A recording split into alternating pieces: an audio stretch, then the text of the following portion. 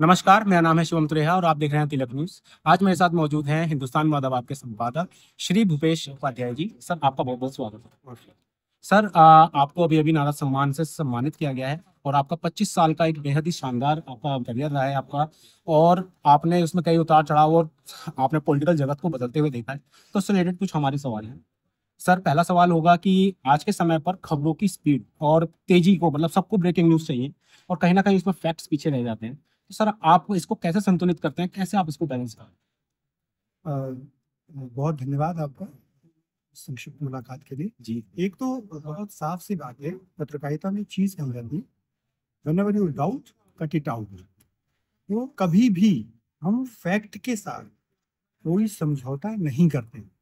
हम कई बार ऐसा होता है कि हमारे पास खबरें होती हैं, हमारे पास सूचनाएं होती हैं, लेकिन प्रिंट मीडिया की जिम्मेदारी है कि जब तक वो ठोक बजा नहीं हो, जब तक वो श्योर नहीं हो जाए कि वो खबर सही है, तब तक हम उसे नहीं चला रहे। हमारे पास इस तरह का कोई विकल्प नहीं है कि हम खबर छापने के बाद उसमें कोई संशोधन कर सकें। इसलिए अंतिम सत्य यही है कि हम जिसको प्रूव कर सकें, जिसे साबित कर सकें, वही खबर है। ओके सर, तो अभी जैसे पास में कुछ आपके ऐसे इंसिडेंट हुए हैं जिसमें कुछ अखबारों ने, मैं नाम नहीं लूंगा, कि उन्होंने कुछ खबरें ऐसी दी थी फिर बाद में उनको क्षमा करनी पड़ी। तो आपका यही कहना है कि क्योंकि हमारे पास विकल्प नहीं है, जो एक बार पब्लिक में गया वो गया और जो राय बन गई वो बन गई। जी, इसलिए हमें हर तरह से ठोक बजाकर सत्यता की पुष्टि करके फैक्ट्स को चेक करके ही खबर का प्रकाशन करना चाहिए। जी सर। सर, आज के समय पर एक चीज और है कि आज के समय मतलब मीडिया को कहीं ना कहीं बायस कहा जाता है, चाहे वो प्रिंट मीडिया हो, डिजिटल हो या सोशल मीडिया हो। जितने भी पत्रकार हैं, जर्नलिस्ट हैं, उनके ऊपर एक आरोप लगता है कि वह बायस्ड है। किसी को लुटेन मीडिया मीडिया कह करके संबोधित किया जाता है, किसी को गोदी मीडिया कह करके संबोधित किया जाता है। तो सर, मैं भी ये जानना चाहूंगा, मैं जानता हूँ कि आपका मतलब कैसा निष्पक्ष आपका एक करियर रहा है, पर आपकी भी कहीं ना कहीं ऐसे पत्रकारों से कुछ ना कुछ भेंट हुई होगी। हमारे जो संबोधन हुआ था उसमें हितेश जी ने भी कुछ पत्रकारों का जिक्र किया था। तो सर, आप इसके ऊपर क्या अपना मतलब? इसको थोड़ा सा दूसरे ढंग से समझने की जरूरत है। जब हम कहते हैं कि जब मीडिया का कोई इंडिविजुअल चेहरा नहीं था, जैसे अगर आप आज से 15 साल 20 साल पहले की बात करें, तो अगर आप हिंदुस्तान न्यूज की बात कर रहे हैं, आप दैनिक जागरण की बात कर रहे हैं, आप किसी भी अखबार की, न्यूज पेपर एक संस्थान के तौर पे जाना जाता था।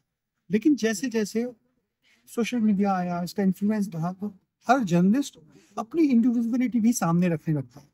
अगर आप दिन भर अपने सोशल मीडिया पर अपनी राय शामिल करते रहेंगे, अपनी जो धारणा है उसको प्रकाशित करते रहेंगे, तो आपसे निष्पक्षता की उम्मीद कैसे की जा सकती है? जैसे आपका जो सोशल मीडिया है, आप फेसबुक पे अगर दिन भर किसी भी XYZ के पक्ष में या विपक्ष में लगातार काम कर रहे हैं और आप किसी संस्थान से भी जुड़े हुए हैं, तो जाहिर सी बात है कि उस संस्थान पे भी तो उंगली उठेगी ना। बिल्कुल तो हमेशा एक मुख्य धारा के पत्रकार की भी यह जिम्मेदारी है कि वो सार्वजनिक जीवन में भी निष्पक्ष रहने का प्रयास करे। उसे अपनी निजी जिंदगी में भी अपनी जो उसकी निजी राय है उसे सार्वजनिक नहीं करना चाहिए, उससे करने से बचना चाहिए।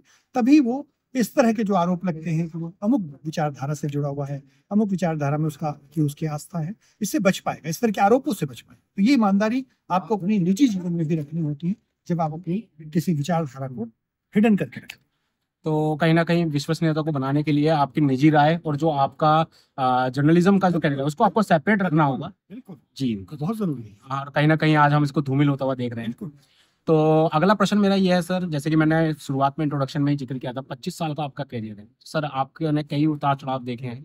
आपने कई डिसीजन भी ऐसे लिए होंगे जिनका इम्पैक्ट आपने देखा होगा और उसका आपको फीडबैक भी मिला होगा कि ऐसा आपके करने से, आपके डिसीजन से ऐसा हुआ है। तो सर, ऐसा कोई इंसिडेंट या कोई आपका वाक्य होता है?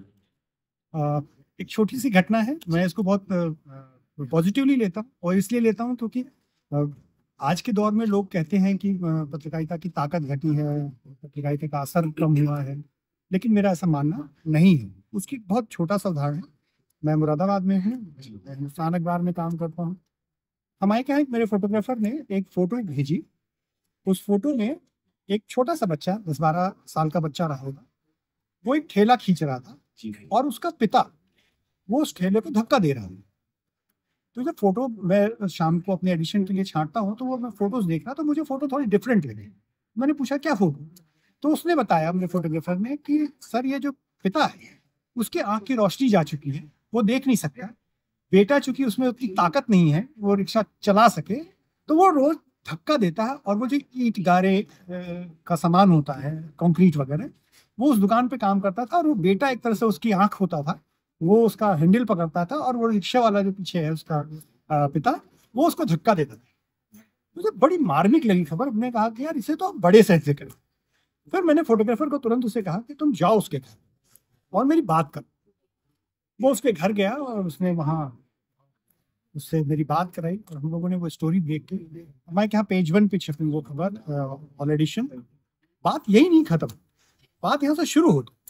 मेरे पास करीब 11 बजे कमिश्नर का फोन आता है, भाई साहब आपने वो क्या छाप दिया है, तहलका मचा हुआ है, मुझे उस बच्चे के बारे में 1 घंटे के अंदर सब कुछ जानकारी, और मुख्यमंत्री खुद मांग रहे, मुख्यमंत्री खुद मांग रहे।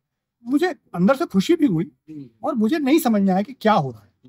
और आपको बताने में मुझे खुशी है कि शाम होते होते उस गरीब बच्चे के यहाँ DIS BSA जाने कितने अधिकारी पहुंचे और उस पूरी स्टोरी को, जो भी उसमें फैक्ट थे, उसको चेक किया। मुख्यमंत्री को उन्होंने वो रिपोर्ट भेजी और हुआ उसका फायदा ये हुआ कि उस बच्चे का, उसकी बहन, 2 बहनें थी, उन दोनों बहनों का उसी दिन एडमिशन कराया गया स्कूल में। उन बच्चों को ड्रेस खुद DIS अपने साथ लेके गए, उसको उसकी ड्रेस बनवाई गई और उन्हें CDO को निर्देश ये दिया गया कि आप इस परिवार को, उस जो व्यक्ति है उसका मुखिया जो था, कि आप उसे ऐसी ट्रेनिंग दीजिए ताकि वो अपने जो परिवार का वहन है वो कर सके। उसकी पत्नी जो विकलांग थी, उसके लिए घर में ही इलाज की व्यवस्था की गई। यानी ये सब कुछ एक दिन में हुआ और शाम होते होते मेरे पास फोन की बाढ़ आ गई। मेरे मुख्यालय से फोन आया, मुझे बधाई मिली कि भाई साहब आपकी खबर से ये हुआ। तो मेरा ऐसा मानना है कि जिस पत्रकारिता की हम बात कर रहे थे, कि अगर हम अपना काम ईमानदारी से करते हैं तो ये असरकारी भी है, शार्प भी है और खूब असर है। और अब वास्तव में पत्रकारिता में रह के अगर कोई सुख हासिल कर सकते तो वो यही है कि आप किसी की मदद कर पाते, आप किसी के लिए कुछ कर पाते। तो मैं बहुत सारे प्रवचनों में भरोसा नहीं करता, काम में भरोसा है मेरा। और ऐसे जाने कितने उदाहरण हैं जिसमें हम लोगों ने जिंदगी में बहुत कुछ किया है और उसका मुझे फख्र है कि मैं एक जर्नलिस्ट हूँ। बहुत शानदार सर। मैं मतलब वाकई में परिवर्तन की ये जो कहानियां है, जो आपका जर्नलिज्म ने जो इम्पैक्ट डाला है, एक जिंदगी मतलब कई जिंदगियों को आपने बदल दिया है। मैं बहुत बहुत आपका धन्यवाद करना चाहूंगा कि आप जैसे पत्रकार हमारे देश में लगातार निरंतर ऐसा कार्य कर रहे हैं कि वो मतलब एक समाज में एक मिसाल कायम कर रहे हैं कि नहीं, जर्नलिज्म केवल वही तक सीमित नहीं है, केवल स्टूडियो तक सीमित नहीं है, केवल अखबार तक सीमित नहीं है, और धरातल पे है। बिल्कुल सर, बहुत बहुत धन्यवाद आपका हमारे साथ समय देने के लिए।